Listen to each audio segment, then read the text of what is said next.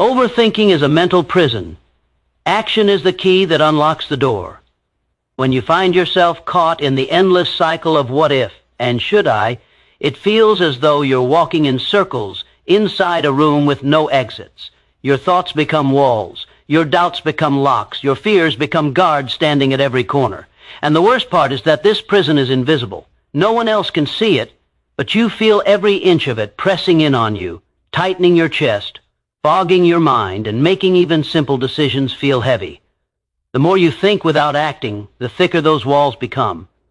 Overthinking doesn't give you control. It takes it from you. It tricks you into believing that if you replay a situation enough times, you will finally discover the perfect answer, the safe route, or the risk-free plan. But the truth is that perfection is a moving target, and certainty is a luxury you rarely get before you take the first step. Thinking alone will not protect you from mistakes. It will only protect you from progress. Action, no matter how small, is the master key that opens the door. With a single step forward, the walls begin to shift, the locks begin to loosen, the guards disappear. Action creates movement, and movement creates clarity. When you do something, anything, the situation becomes real, not theoretical. You stop imagining what might happen and start experiencing what is actually happening. And that shift, that transition from imagination to reality, is where freedom begins. Think about how many times your mind has magnified a problem into something far bigger than it truly was. How many nights you've stayed awake replaying conversations that never happened, worrying about outcomes that never came true, hesitating on dreams because you feared someone's opinion or your own potential failure. Overthinking doesn't just drain your energy, it steals your moments. It robs you of opportunities, relationships, creativity, and peace. Every hour spent trapped in mental loops is an hour not spent building the life you want. But action cuts through the fog.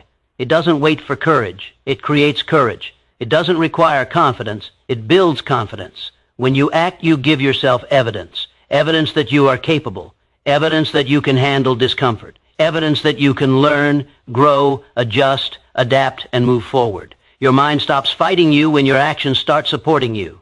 Most people are not defeated by external challenges. They are defeated by internal hesitation. They are not held back by the world. They are held back by the prisons they've built in their own minds. Fear of judgment, fear of failure, fear of making the wrong choice. But every fear you face shrinks, and every fear you avoid grows. The longer you sit in indecision, the heavier it becomes. The longer you wait for the right moment, the more your confidence fades.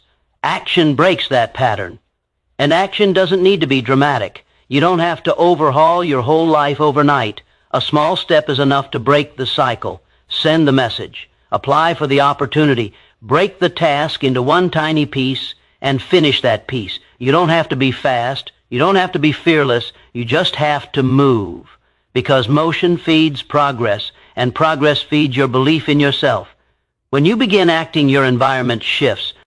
Possibilities appear where your doubts convinced you none existed. You discover strengths you forgot you had. You get real experiences instead of imagined fears. You no longer guess, you learn. You no longer hope, you test. You no longer plan endlessly, you execute. And execution gives you something overthinking never will: momentum. Momentum transforms your state of mind. Once you start moving, the prison door swings open wider. You begin to realize that the limits you felt were never walls. They were shadows cast by your own hesitation. The world becomes bigger. Your confidence grows stronger. Your decisions become clearer. You trust yourself more deeply. And each action becomes another key unlocking another door. Tonight, you have a choice. Continue thinking about the steps you need to take, or take one. Continue imagining how life could change, or change one thing now. Continue replaying what worries you, or redirect that energy into what empowers you. Your future will not be shaped by doubts you entertain, but by actions you commit to. Your mind creates both fear and faith.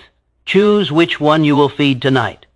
This simple truth has the power to reshape your entire life, because everything you think, feel, and become starts with the seed you plant in your own imagination. Your mind is a fertile field, always working, always creating, always producing something. But the harvest you see tomorrow depends entirely on what you feed it tonight. And the first thing you must understand is this. Fear and faith both come from the same place, your thoughts. Fear is imagination directed toward destruction. Faith is imagination directed toward possibility. Fear whispers, what if everything goes wrong? Faith responds, what if everything goes right? Fear shows you the shadows. Faith shows you the light behind them. Fear locks you in place. Faith moves you into action. Both exist in you. Both are powerful. But only one can lead your life. Only one will grow stronger based on the attention you give it. Every fear you dwell on grows teeth. Every doubt you replay gains force. Every negative story you tell yourself becomes a chain wrapped around your potential.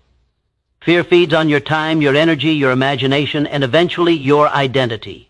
When you give fear your focus, you allow it to build entire worlds inside your mind. Worlds where you fail. Worlds where you're judged. Worlds where you are not enough. And even though these worlds aren't real, you start living as if they are. But faith works the same way. When you feed it, it expands, it strengthens, it takes shape until it becomes a guiding force instead of a distant idea. Faith builds worlds too.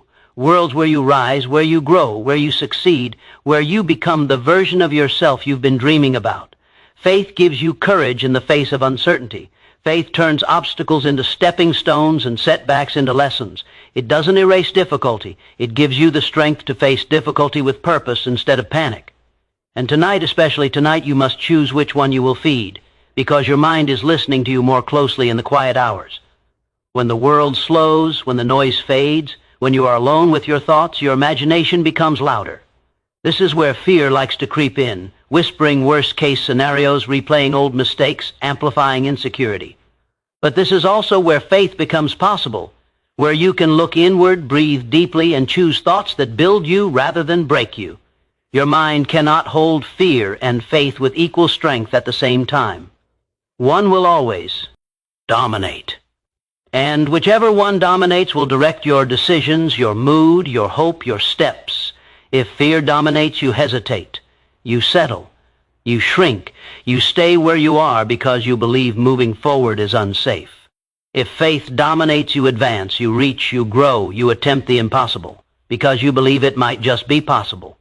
The most successful, fulfilled, and peaceful people in the world are not those who never felt fear. They're the ones who learned how to feed faith more than fear. They trained their minds to focus on possibility over paralysis. They learned that fear is loud but not always truthful, that doubt is persistent but not always accurate, and that courage is not something you wait for but something you create by choosing faith repeatedly, especially when it feels difficult. And make no mistake, fear is easier to feed. It comes automatically. It doesn't require effort. It rushes in the moment you imagine the unknown. Fear thrives in uncertainty and grows in silence. But faith requires intention. It requires discipline. It requires choosing thoughts that empower you even when fear tries to convince you they're unrealistic. Faith is not wishful thinking. Faith is disciplined thinking. It is the deliberate act of saying, I believe something good can come from this. I believe I can handle what I face. I believe tomorrow can be better than today. I believe I am capable, strong, and guided. Feeding faith doesn't mean ignoring reality. It means shaping reality with courage instead of surrendering to it with worry. Tonight, before you drift into sleep, take a moment to choose what your mind will feast on. Will it feast on fear, on the possibilities that drain you and the outcomes that frighten you? Or will it feast on faith, on the possibilities that strengthen you and the outcomes that inspire you? Feed faith by focusing on what you can control. Feed faith by remembering the challenges you've already overcome. Feed faith by visualizing success instead of failure. Feed faith by speaking kindly to yourself. Feed faith by believing that your life is still unfolding in your favor. Your mind is your greatest ally when you guide it, and your greatest enemy when you leave it unmanaged. So guide it tonight. Direct it. Teach it what to believe. Because your thoughts become your emotions become your actions, and your actions become your destiny. And destiny is not written by fear. Destiny is written by faith. A decisive step forward is more powerful than 1,000 perfect plans. You can sit with your thoughts for years, mapping out every detail, adjusting every angle, refining every idea until it shines like a polished diamond.